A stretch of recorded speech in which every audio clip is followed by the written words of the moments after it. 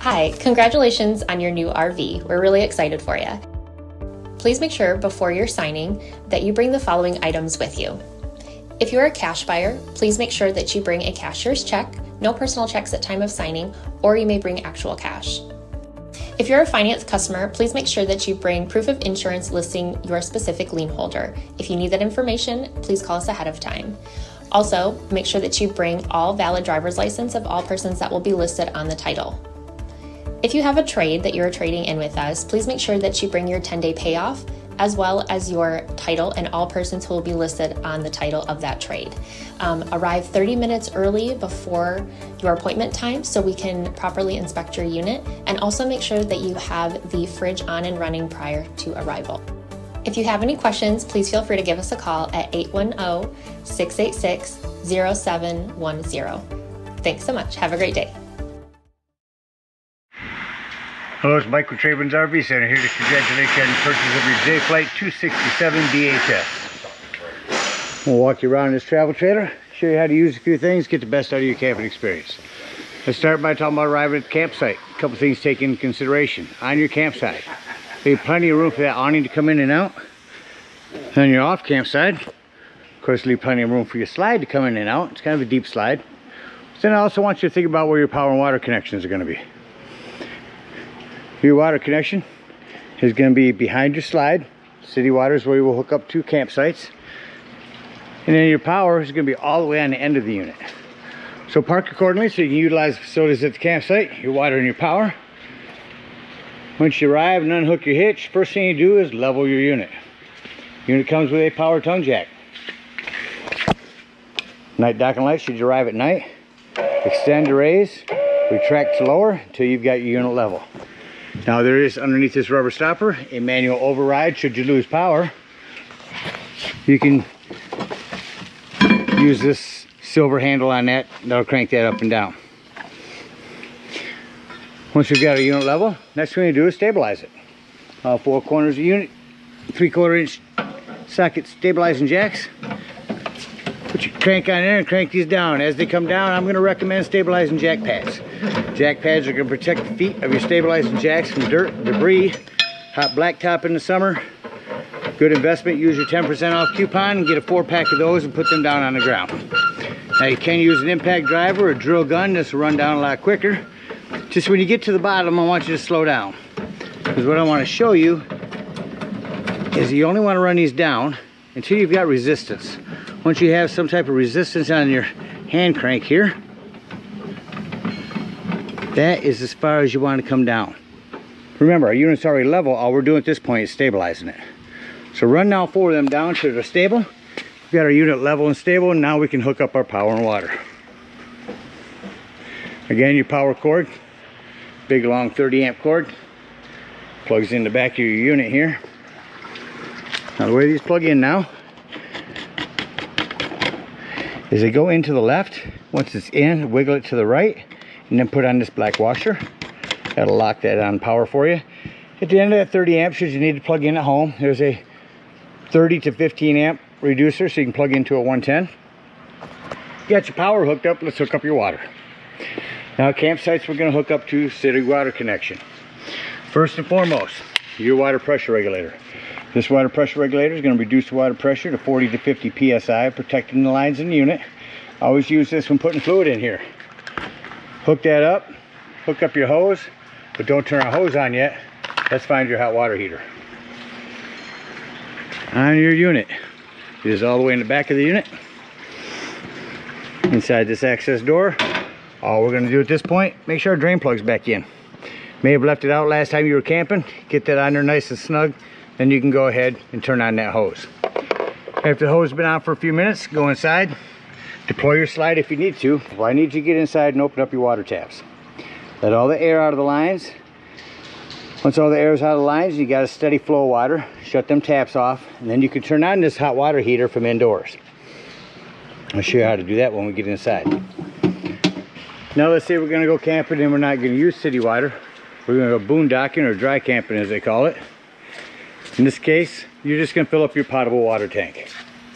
Fresh water will go in here. No need for a water pressure regulator. Simply use a hose. Don't leave it unattended when you're filling it. two ways to tell when it's full. One, there's an overflow valve right here, or two, on the inside where you check the levels of your battery and black and gray tanks, there's also a freshwater button.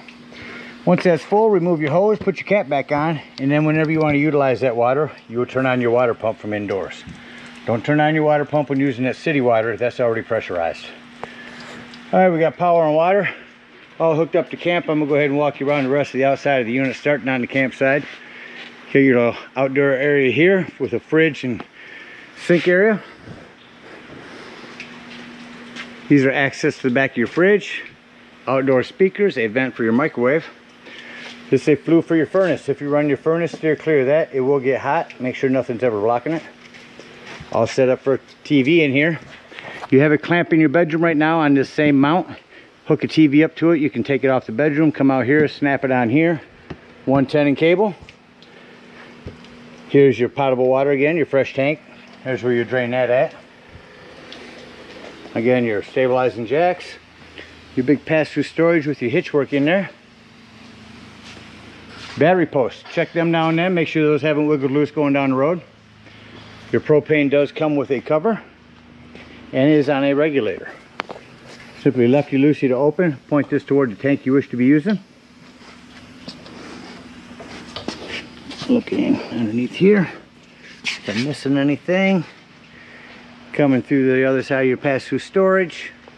On your slides, your wipers, if you want to add to the longevity of the life of these, keep them pliable. They actually have a spray that you can spray on these to keep them nice and flexible and keep them from dry rotting over time.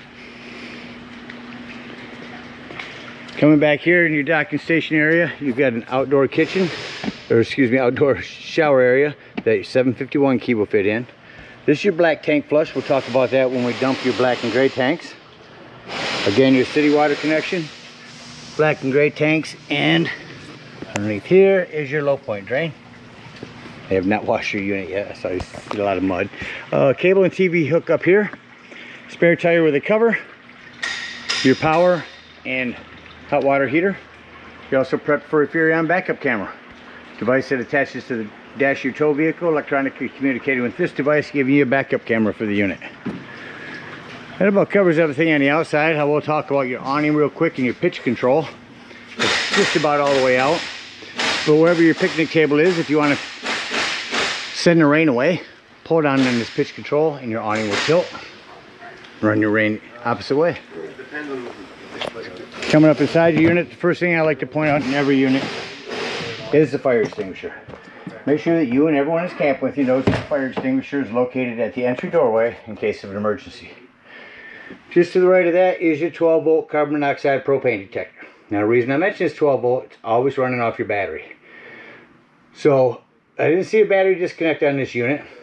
So if you do go dry camping or boondocking, nothing plugged in charging your battery and you're going to be gone for the whole day, disconnect one of your battery posts to keep this running your battery down while you're gone.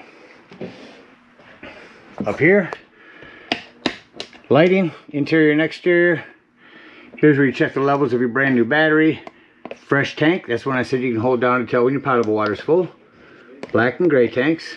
Here's where you turn on your water pump if you're utilizing that potable water. Here's where you turn on your water heater if hooked to gas. Your water heater if hooked to electric, choose accordingly. Slide control and awning control. Your awning, I'm going to run that the rest of the way out and show you. You only want to run that out until that white flap falls down to 90 degrees and you can see that brown bar. That will continue to run itself out and run itself up backwards if you don't keep an eye on it, so watch it when you're running it out. You have 110 here.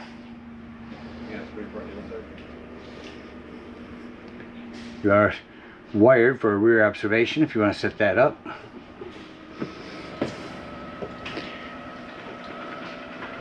Finish running your awning in here. And continue your orientation. Not much more to talk about in the kitchen other than you do have individual lighting up in here. Self-explanatory microwave. Down here a light and exhaust.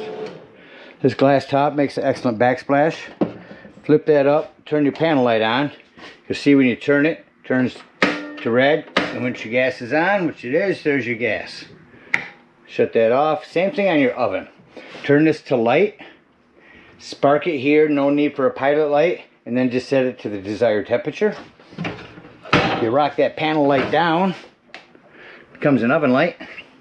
Below that oven is an access panel to your breaker box and fuses. Ton of 15s, couple 40s in there. Highly recommend you have some of those with you when you go camping. North cold fridge. Turn that on here.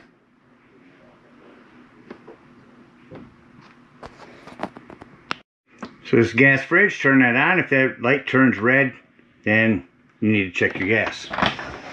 Your temperature settings.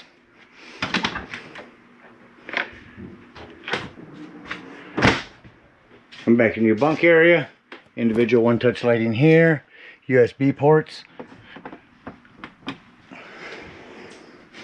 Your bottom bunk, you can lift this up for some storage underneath there. Sink area, 110 with GFCI reset. Some plumbing to maintain. It's all PEX plumbing, keep an eye on it. Got our bouncing house down the road. In the bathroom, we do have lighting here. A hand crank open power exhaust vent in here.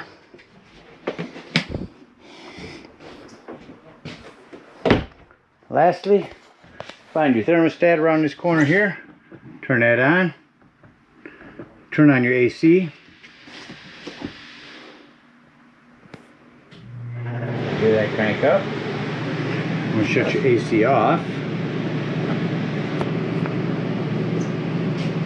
I'm waiting for that to shut off. So your table, you just wiggle this top loose, pull them legs out, set your table on these lips. Put your back cushions on top, gives you another sleeping area. So AC shut off rather quickly. Now we're going to turn on our heat. The furnace to kick on.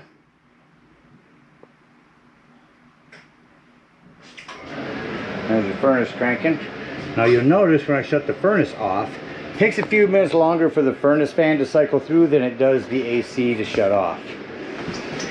Jackknife this down into a bed. Lift up the front, pull up in the back. You're all prepped for a TV here. Remote for your sound system. Dual zone. Take the Bluetooth off, go to FM, see if we can pick up a channel in here.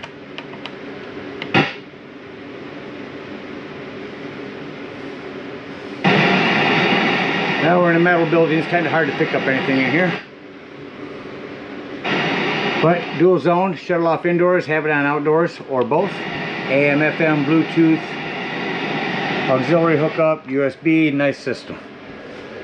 If you do hook a TV up, before you run your digital channel scan for local channels, there's a green button back here next to your cable. Make sure that green button's on. It's a digital channel enhancer and it'll allow you to pick up more channels. In the bedroom, real quickly, this is the mount I told you can put a TV on. Lift that up and take this TV and set it on the same mount outdoors. This is where it's prepped for solar. This is a panel template for the techs if you ever decide to completely wire this unit for solar. One touch lighting in here as well, both above the bunks and the side. We do have this accent lighting above as well. And lastly, in the bedroom, as with all the Jaycos, here's storage underneath your bunk. Bed area, excuse me. Now on your bedroom doors, you're going to want to make sure that these are snapped open for travel. You don't want these bouncing up while you're going down the road. So make sure you snap both of them open. There's your fire alarm, smoke alarm, and that about covers everything on the inside. Let's act like we're getting ready to leave the campsite. I like to shut off my main lights. Then I can walk around the unit, see any individual lighting. It needs to be shut off. For sure, I already did my bathroom. Make sure that door is closed and secure. A lot of this lighting over your seating is one touch, as well as your bedroom. So once you've shut all them off, come back to your main control panel and turn on your interior lights. Now I'll say doors and drawers. Make sure all doors and drawers are closed. Nothing's going to impede your slide from coming in. That door is closed. Both of your bedroom doors are snapped open. Slide in.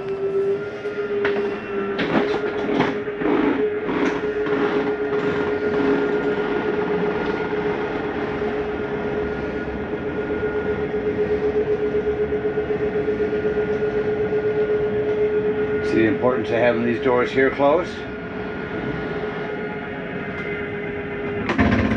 I wanted you to hear that noise. That is just the slide mechanism telling itself not to come in any further. It doesn't hurt to hear it, just don't leave it running too long. Exit the unit. Bring up our steps. Lock and deadbolt your door. You don't want the horror story of your door coming open down the road. Lift and turn that handle. At this point, we're going to unhook our power, our water, and our cable and bring up all of our stabilizing jacks. Got a freshwater low point drain here if you are out boondocking. If not, hook up your hitch and head on up to the dump station. Now at the dump station, park accordingly. Your dump is going to be all the way at the rear of the unit, just behind your tires. 10-foot hose comes in your convenience pack. Hook that up and pull our black holding tank. That's going to be your sewage waters. Once it sounds like it's empty, you can open up your door, go in and touch your control panel to make sure it is empty. Leave that black handle open, again with your water pressure regulator. Hook up the hose at the dump station to this tank flush valve. Let that hose run for a good 5 minutes, again with that black handle open. It's going to wash all that nastiness out of your black tank. Once it's done, remove the hose. Make sure all that washout has drained. Close your black handle, pull your gray handle. Your gray handle is going to be cleaner water, your sinks and your showers. That's going to clean the sewage hose out for you.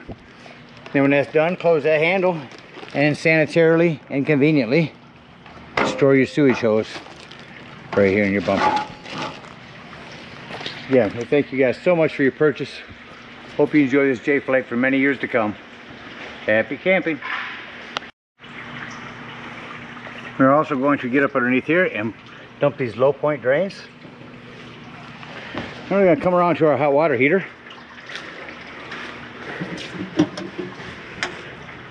And lift up on this pressure release valve. That's going to dump remainder hot water out. Push that handle back down, otherwise your door won't close. And then you can pull this drain plug and that'll drain a little bit that's left in there. So you drain your hot water heater.